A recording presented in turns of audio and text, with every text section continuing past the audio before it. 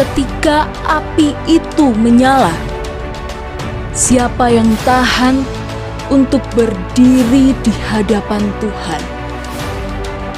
Kita akan mendengar pesan Tuhan tentang revival again atau kebangunan rohani kembali dari para hamba Tuhan di Indonesia.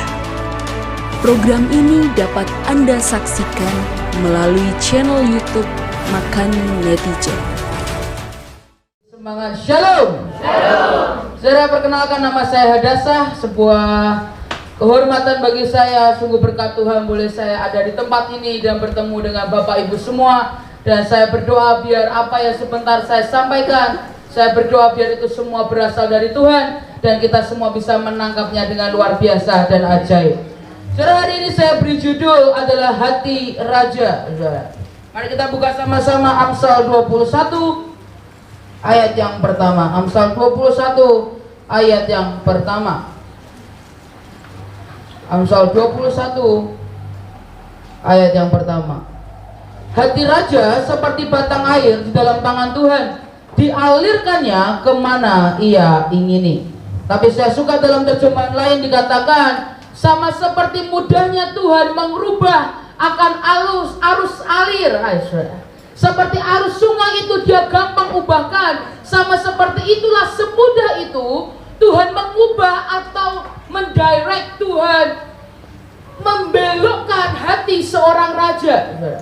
Artinya ketika kita berkata, kita melihat firman yang seperti itu, artinya ketika sebuah hati disebut hati seorang raja adalah hati yang mudah dibelokkan oleh Tuhan. Bukan hati yang berbantah-bantah dengan penciptanya, tapi ada sebuah hati yang mudah dibelokkan kemanapun Tuhan ingini. Tapi pada kenyataannya, apakah semudah itu untuk kita hidup mengikuti perintah Tuhan? Tidak semudah itu. Di waktu kita kecil, semasa kita remaja, dan bahkan ketika kita sudah mulai berumur, kita sudah menjadi orang yang dewasa, ada begitu banyak rintangan dalam kehidupan kita yang membuat kita sulit untuk mengikuti apa yang Tuhan mau. Kenapa? Karena cara pikir kita seringkali akhirnya mensabotase, akhirnya merusak rencana Tuhan dalam kehidupan kita. Adam dan Hawa seharusnya bisa tidak jatuh ke dunia, tidak perlu berbuat dosa. Tapi kenapa? Karena kesalahan manusia. Dari pihak Tuhan tidak pernah ada yang salah. Selalu yang salah dari pihak siapa? Kita. Dari pihak dia tidak pernah salah. Yang selalu salah adalah kita. Dan saudara, kita perlu mengerti bahwa cara berpikir kita ini mengerikan. Ketika cara pikir kita kedepankan dan menjadi panduan hidup dalam kehidupan kita, kita bisa masuk dan terjerumus ke dalam yang namanya dosa. Kalau saudara baca di Kejadian 3 ayat yang ke-6, dan saudara baca pakai terjemahan yang lain, hari itu dia Alkitab berkata, Hawa melihat betapa indahnya pohon itu. Pohon yang dilarang Tuhan itu, Hawa berkata, dia melihat begitu indah. Tapi kemudian dia berkata, Alkitab berkata, and she thought, dia berpikir alangkah indahnya untuk menjadi bijaksana. Dan ketika pemikirannya, cara pikirnya dikedepankan, cara pikirnya menjadi panduan dalam hidup dia, kita mengerti kemudian dia ambil buah itu, dia makan dan dia berikan kepada suaminya. Kejatuhan pertama kali manusia salah satunya adalah apa? Ketika cara pikir kita lebih di depan daripada suara Tuhan dalam kehidupan setiap kita. Dan kita perlu mengerti, kita ini cuma manusia biasa yang jika bukan karena anugerah Tuhan, kita pun tidak mampu, saudara. Hari ini kita masih bisa bernafas itu karena Tuhan. Amin. Saudara bisa berdiri, saudara bisa menyanyi, saudara bisa duduk ke tempat ini, itu semua anugerah yang dari Tuhan. Tapi seringkali cara pikir kita membuat akhirnya kita tidak mengikuti apa yang Dia mau. Karena menurut kita lebih baik begini. Padahal apa yang menurut kita lebih baik belum tentu untuk Tuhan itu baik. Saudara, ketika hari itu Lot harus memilih sebuah pilihan ketika dia memutuskan untuk pergi dari Abraham. Dia melihat Sodom dan Gomora, Di Alkitab berkata dia terlihat seperti taman Tuhan.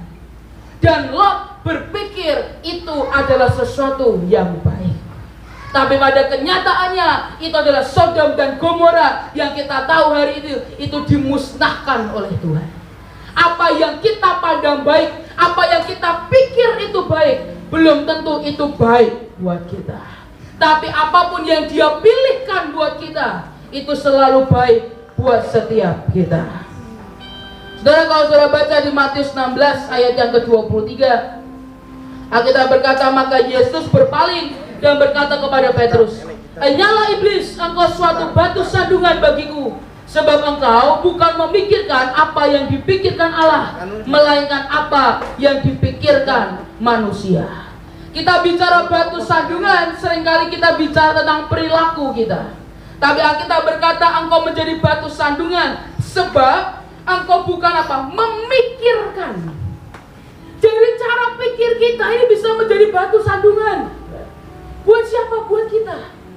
Cara pikir kita yang salah membuat itu menjadi batu sandungan, bukan menjadi batu lompatan, tapi jadi batu sandungan. Itulah kenapa hari Tuhan berkata, "Enyalah iblis." Karena apa yang dipikirkan oleh Petrus bukan pemikiran Allah, tapi pemikirannya sendiri. Dan apa yang Petrus pikirkan? Yang Petrus pikirkan adalah bagaimana untuk mensabotase rencana Allah Bapa. Untuk apa? Supaya Yesus tidak jadi mati di kayu salib. Saudara, saya tidak bisa membayangkan jika hari itu benar-benar terjadi, tidak ada di antara kita yang akhir ini menjadi selamat. Tapi sekali lagi ciri-ciri hati seorang raja adalah mudah diarahkan kemana Tuhan mau, untuk tujuannya, untuk rencananya yang ajaib. Dan itulah kenapa kita mulai berkata sah, tapi cara pikirku seringkali tidak bisa dikontrol. Saudara, dalam kehidupan ini, kalau saudara baca di Alkitab, bahkan Paulus berkata kita perlu yang namanya pembaharuan akal budi. Roma 12 ayat yang kedua, janganlah kamu menjadi serupa dengan dunia ini, tetapi berubahlah oleh pembaharuan budimu, sehingga kamu dapat membedakan manakah kehendak Allah, apa yang baik, yang berkenan kepada Allah, dan yang sempurna. Dalam terjemahan dia katakan, biarkan Tuhan mentransformasi engkau menjadi manusia yang baru. Dengan cara apa kita bisa menjadi manusia yang baru? Dengan merubah cara berpikir kita. Saudara, kita berpikir, cara pikir kita itu hal yang mudah.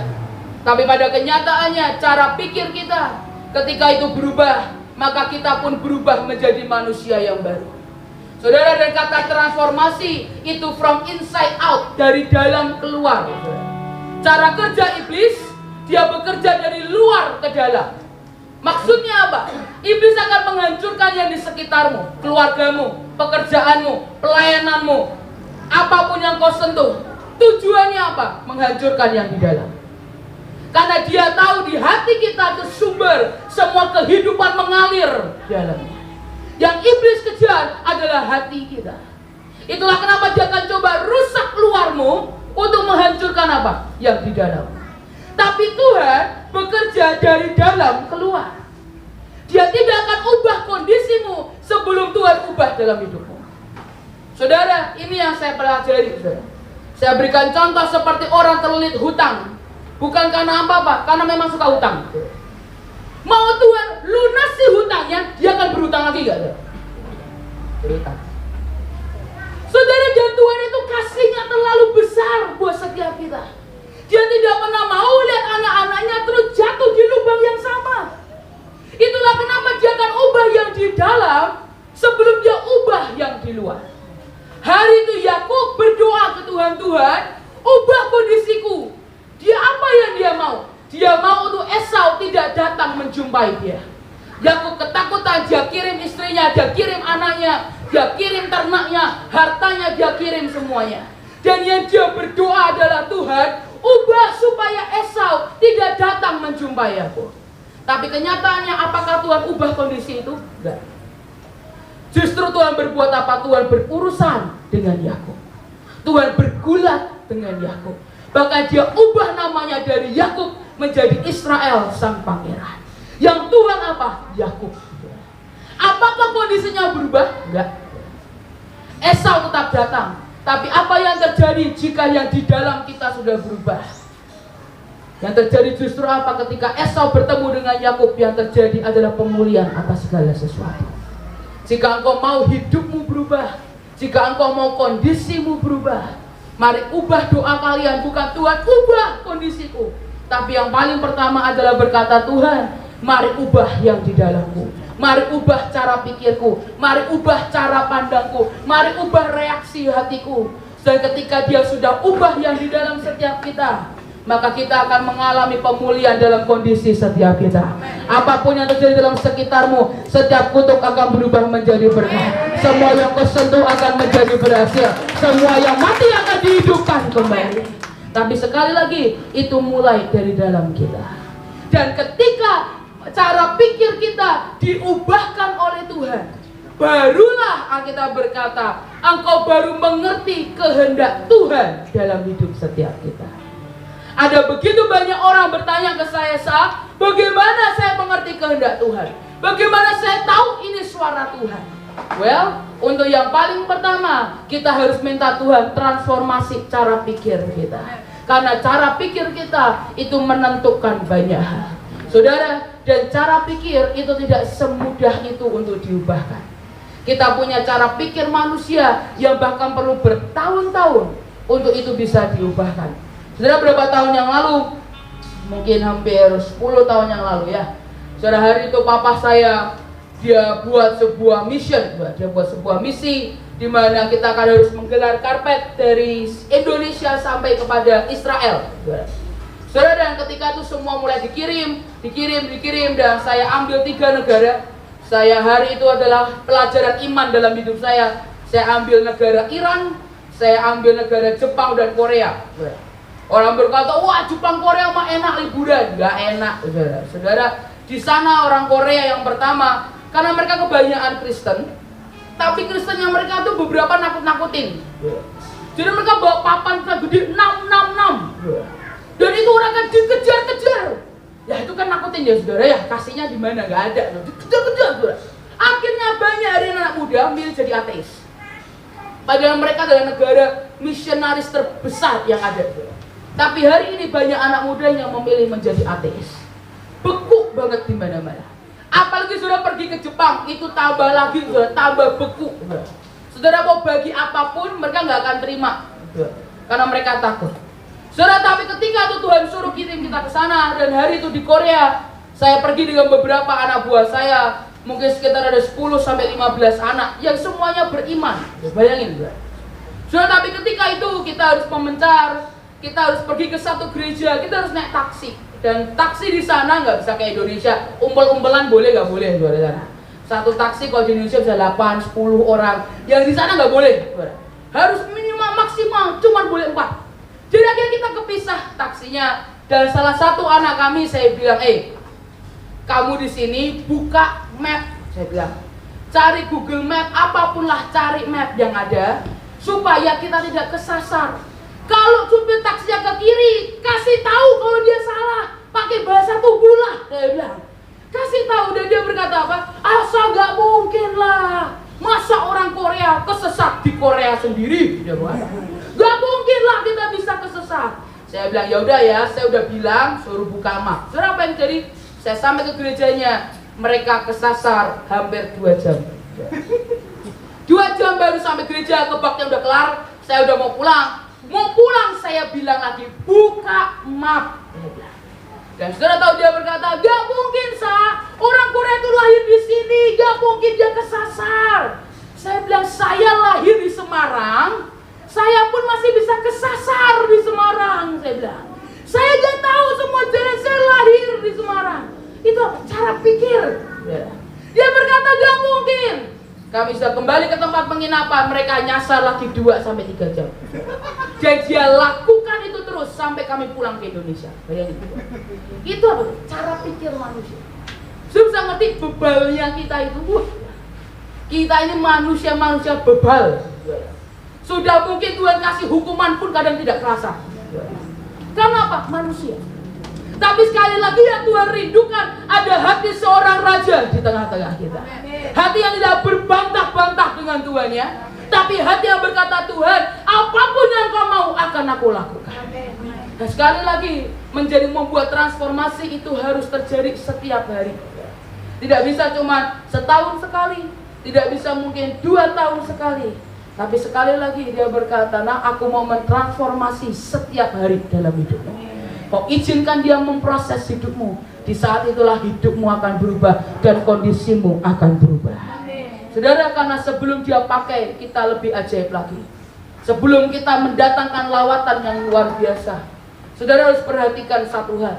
Ketika hari itu Yesus bertemu dengan Simon, dengan Petrus dan Andreas. Simon, Petrus dan Andreas. Alkitab berkata, come and follow me. Ikut datang dan ikutilah aku. Dan kalimat pertama yang Yesus lakukan, dan Yesus katakan, I will transform you. Aku akan mengubah engkau. Sebelum Tuhan bisa pakai kita lebih ajaib lagi, sebelum Tuhan bisa pakai kita lebih dahsyat lagi, Tuhan harus mengubah hidup kita terlebih dahulu. Karena perubahan yang kita ingin lihat terjadi di sekitar kita harus dimulai dari siapa? Dari diri kita terlebih dahulu. Karena perubahan hidup kita akan merubah hidup banyak orang. Tapi kalau dari diri kita sendiri pun tidak ada yang mau diubahkan, itu akan menjadi sangat-sangat bahaya. Karena hari-hari ini ada begitu banyak orang yang hidupnya cuma mau mengikuti apa perkataannya sendiri. Saudara mulai melihat orang-orang di sekitarmu, yang saya lihat di generasi saya, saudara. Ada begitu banyak orang yang berkata, udahlah gak usah ikutin kata orang. Tapi terlebih mereka berkata, udahlah gak usah ikutin kata Alkitab. Dan mereka berkata, aku hidup dengan caraku sendiri, dengan mauku sendiri. Tapi sekali lagi ketika hal buruk datang dalam hidupnya, mereka apa lakukan? Ngomel. Mereka ngomel, mereka berkata, kenapa kok begini, kenapa kok begitu, kenapa kok begini, kenapa kok begitu. Saudara, pada kenyataannya ketika Tuhan ubah di hidup setiap kita, Tuhan ubah cara pikir kita, otomatis reaksi kita terhadap masalah itu berubah. Reaksi kita terhadap badai itu berubah. Ketika kita belum mengalami transformasi yang dari Tuhan, setiap kali badai datang dalam hidup kita, kita akan berkata, kok Tuhan begitu? Kok Tuhan jahat? Kenapa dia izinkan aku mengalami? Kenapa dia izinkan begitu?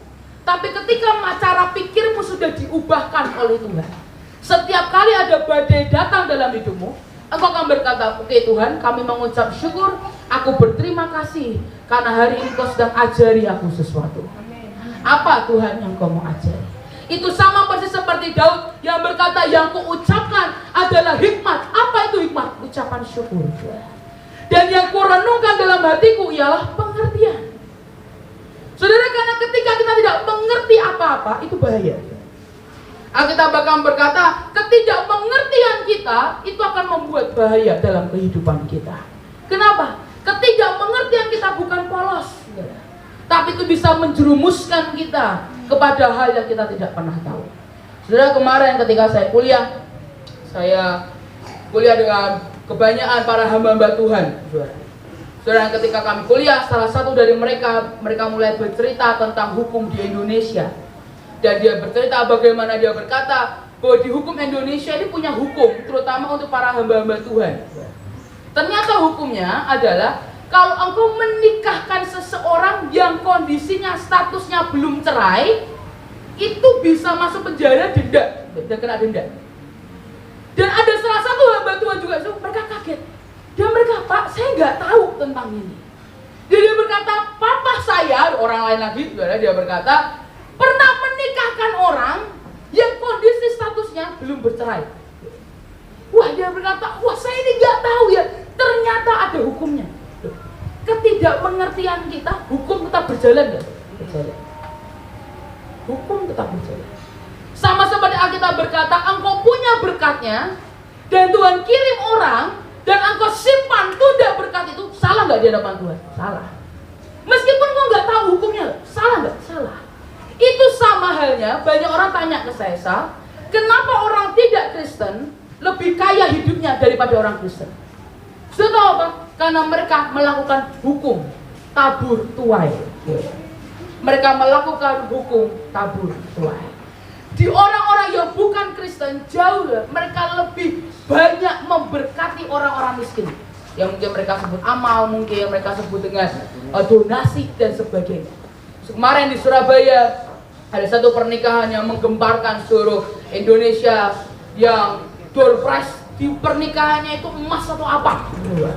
Pokoknya ini orang kaya banget. Dan ketika ditanya, kok kamu bisa kaya? Dan dia berkata, nah saya rajin memberkati orang miskin. Nah kita orang Kristen kadang kurang. Akhirnya hukumnya nggak jalan. Tapi mereka yang nggak ngerti, hukumnya jalan nggak? Jalan.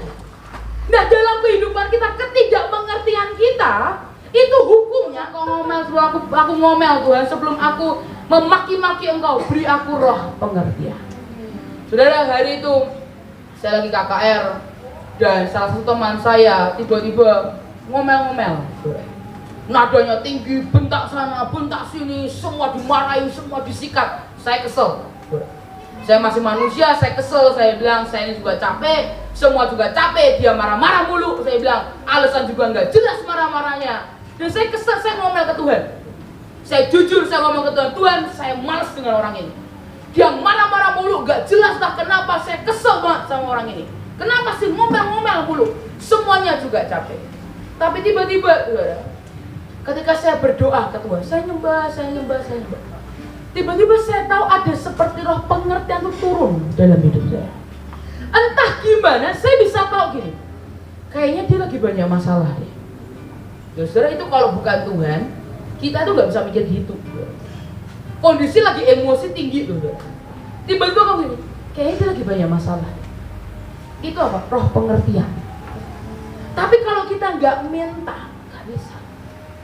Dan nanti saya coba bilang, Tuhan kasih aku roh pengertian. Ini orang kenapa sih?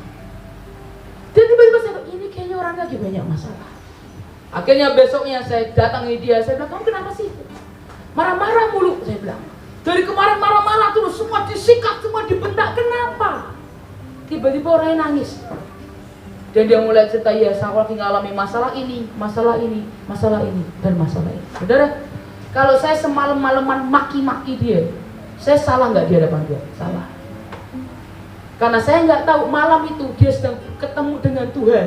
Mungkin dia sedang bertobat, minta ampun, saya nggak tahu. Tapi saya udah kadung maki-maki, malu ya? Malu.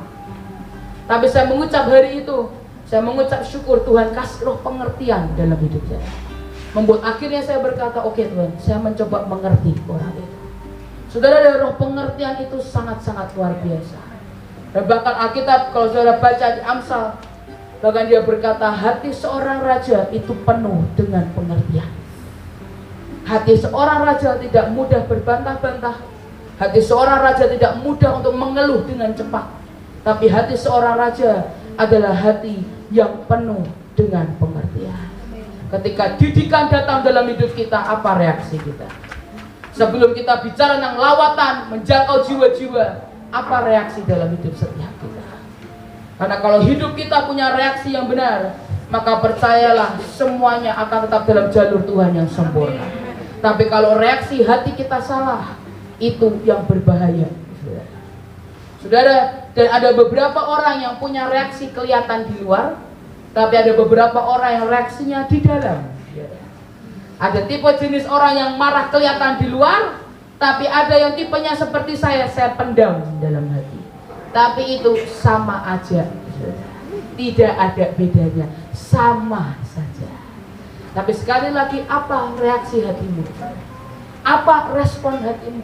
Bisakah setiap kali teguran dan didikannya datang, kita berkata, Tuhan, mari beri aku roh pengertian, supaya apa? Dia dapat ada hati seorang raja di tengah-tengah kita.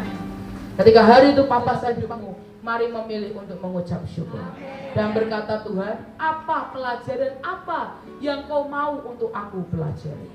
Saudara, mengucap syukur kelihatannya gampang, tapi susah untuk dijalani. Tapi saya melihat dalam kehidupan seorang yang bernama Yusak Cipto, Enggong Yusak Cipto, beliau adalah orang yang mempraktekkan itu sampai akhir. Saya ada di waktu-waktu di akhir beliau, saya bahkan pergi ke Bandung beberapa hari. Beliau udah ada di kasur, lemes, udah gak bisa ngapa-ngapain. Dan dokter bahkan berkata, ini harusnya sakitnya luar biasa. Saya tahu, tapi apa yang muncul di mulutnya? Terima kasih Tuhan. Sepanjang kali tanya, Kong sakit gak? Terima kasih Tuhan. Dia udah gak bisa ngomong apapun sama. Terima kasih Tuhan. Bayangin, sampai akhir. itu menanamkan begitu banyak dalam hidup saya. Apapun boleh terjadi, tapi kita harus tetap mengucap syukur. Karena dalam ucapan syukur itu punya kuasa yang ajaib dan luar biasa. Ada seorang ibu, dia kesaksian di Surabaya ketika saya ikut bersama-sama dengan dia. Dia bercerita ketika hari itu ke tahun kejadian 95 ketika Krismon. Ketika hari itu terjadi hal yang mengerikan, dia ada di Jakarta bersama anak-anaknya dan dia sedang hamil tua. Dia punya 2 anak dan satu keluarga mungkin total 10 orang lah dengan om, tante dan segala macam. Mereka tinggal di satu ruko. Dan di ruko itu semua orang yang demo sudah di depan dan semua ingin membakar tempat itu. Saudara, ruko itu ada 1, 2, 3, 4 sampai 10. Saudara, ketika itu orang di demo sudah di depan, gedor-gedor udah mulai bakar semuanya, asapnya mulai masuk. Asapnya mulai masuk, mereka bingung mau naik turun sama aja, nggak bisa kemana-mana. Tapi hari itu mereka naik turun, mereka bingung. Tapi tiba-tiba ibu ini, dia sembah Tuhan. Ini, saya tidak bisa membayangkan dalam kondisi hidup dan mati, dia tetap memilih nyembah Tuhan. Saudara, itulah kekristenan kita diuji di waktu-waktu yang seperti itu. Kalau nggak ada apa-apa sih kita bisa berkata Tuhan baik. Tapi ketika itu benar-benar proses terjadi dalam hidup kita, apa reaksi kita? Itu menunjukkan kualitas hubungan kita dengan Tuhan. Dan hari itu saya dengar dia berkata, saya sembah Tuhan. Suaminya belum Kristen, tapi tiba-tiba suaminya ingat cerita di Alkitab. Bayangin, dia bilang ke istrinya, Tuhan aja bisa membelah laut buat Musa dan menyelamatkan Musa. Masa Tuhan tidak bisa menolong kita? Ini perkataan bukan orang Kristen. Dan istrinya berkata, aduh saya ini yang Kristen kok lupa ya kayak begitu. Tapi istrinya, ayolah kita nyembah Tuhan. Di tengah-tengah itu mereka nyembah Tuhan, gila-gilaan. Di depan demo terus, gedor-gedor, bakar semuanya, mengerikan. Sampai akhirnya tiba-tiba mereka naik ke atas. Mereka bisa lompat dari jendela ke jendela. Ini kondisi hamil tua loh. Mereka bisa lompat, mereka bisa turun. Mereka dibantuin ketemu dengan pendemo-demo yang baik. Turunnya pakai tali, bayangin. Itu lagi hamil gede loh. Mereka turun semuanya selamat. Dan mereka lihat, saudara tahu apa yang terjadi? Ketika mereka nyembah Tuhan, itu kan ruko 1, 2, 3, 4. Mereka di ruko ke-5 sampai ke 10. Bisa-bisanya demonya, pendemonya itu bakarnya 1, 2, 3, 4. Lompat 6, 7, 8, 9, 10. Baru kembali ke nomor 5. Loh, kalau bukan Tuhan siapa? Ya mungkin. Dia berkata itu banyak saksinya. Mereka juga bingung kenapa yang 5 dilompatin. Tapi ternyata di dalam mereka sedang menyembah Tuhan dan mengucap syukur. Ketika saya dengar kesaksian itu, saya tahu ucapan syukur dan penyembahan itu ada kuasa di dalamnya. Ketika kita menyembah, kita mengucap syukur, itu tanda kita berserah kepada Dia. Dan ketika kita berserah kepada Dia, Dia yang akan bekerja dan menolong setiap kita. Tapi sekali lagi, ketika kita memutuskan untuk ngomel, kita memutuskan untuk mencaci maki Tuhan, selesailah sudah semuanya. Tapi ketika hari ini kita memilih, kita berkata, Tuhan, aku mau ada hati seorang raja dalam hidupku. Apapun yang terjadi, aku akan memilih menyembah Tuhan. Apapun yang terjadi, aku akan memilih untuk mengucap syukur. Maka saudara akan lihat kuasanya akan bekerja di tengah-tengah kita. Yang percaya katakan amin. Yang percaya katakan amin. Ayo kita mau saja bangkit berdiri bersama-sama, kita mau sembah Tuhan. Hatiku percaya ya Tuhan, hatiku percaya,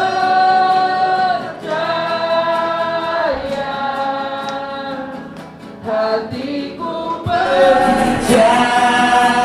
Sekali lagi Tuhan, hatiku percaya. Hati kami percaya Tuhan, hatiku percaya.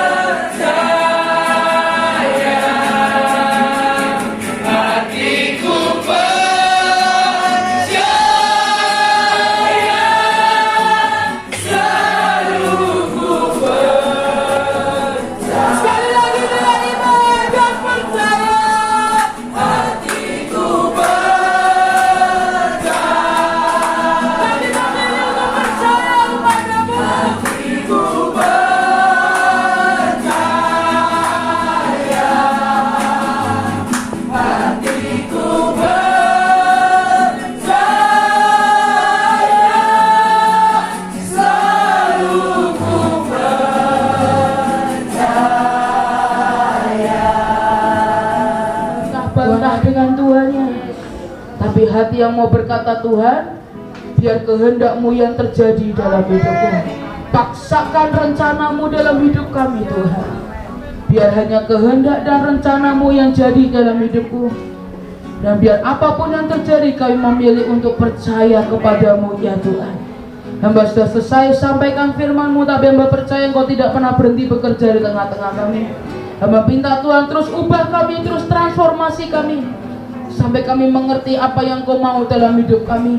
Ubah cara pikir kami yang bebal, ubah reaksi hati kami yang salah, Tuhan. Hari ini kami minta Tuhan, biar cara pikir Kristus yang masuk dalam hidup kami. Hari ini kami minta hati Yesus yang masuk dalam hidup setiap kami. Maka kami tahu Tuhan, akan terjadi pemulihan atas segala sesuatu.